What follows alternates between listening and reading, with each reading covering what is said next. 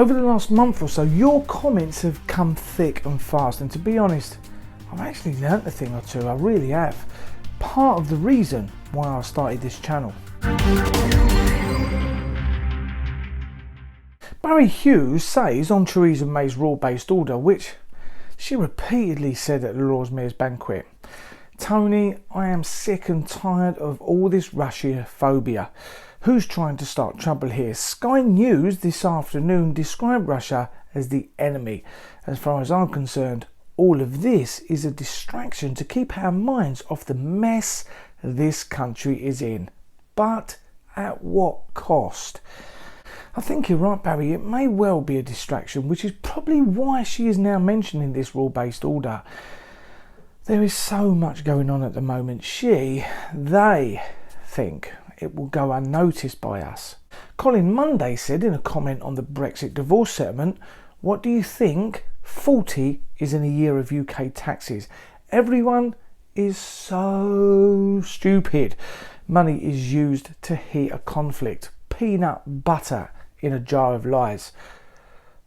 I don't even like peanut butter, but the tax for last year's fiscal year was a total public revenue of 730 billion. This fiscal year, 2018, the total public revenue is budgeted at 744 billion. So by mentioning the 40 and tax, I think that's what he is implying the government collected. I may well be wrong. You, if I pronounce that right, said on the same subject, rising public debt, what to do about it? A potential payment to the EU would just be a one-time payment. Policing, NHS and so on will reoccur year after year. Well, yes, it is a one-off payment, and yes, I feel certainly under the Tories spending will increase in services year after year. That's obvious, but let's simplify it. What could you get for 1 billion? What could that get our nation? Well, apparently welfare is one of the biggest spending demands for Theresa May's government. Studies show that it accounts for a quarter or over half of government spending. So £1 billion could well buy 147,000 state pensions or 300,000 job seekers allowances for a year. Now, according to Department for Work and Pensions forecast for 2015 and 16, or if you prefer, it could fund 2.3 million people's disability living allowance per year. But what about health? That's a huge eater up of funds as well, isn't it? Think tank The King's Fund says that £1 billion will pay to run the NHS across the UK for nearly 3 days. Again, it would cover all diagnostic imaging, MRI scans, X-rays for a year with a bit left over for other jobs. Or another way would be to fund 26,000 nurses or 12,000 hospital doctors for a bloody year. So yes, 40 million is a one-off payment, but as we all know, that figure seems to keep rising.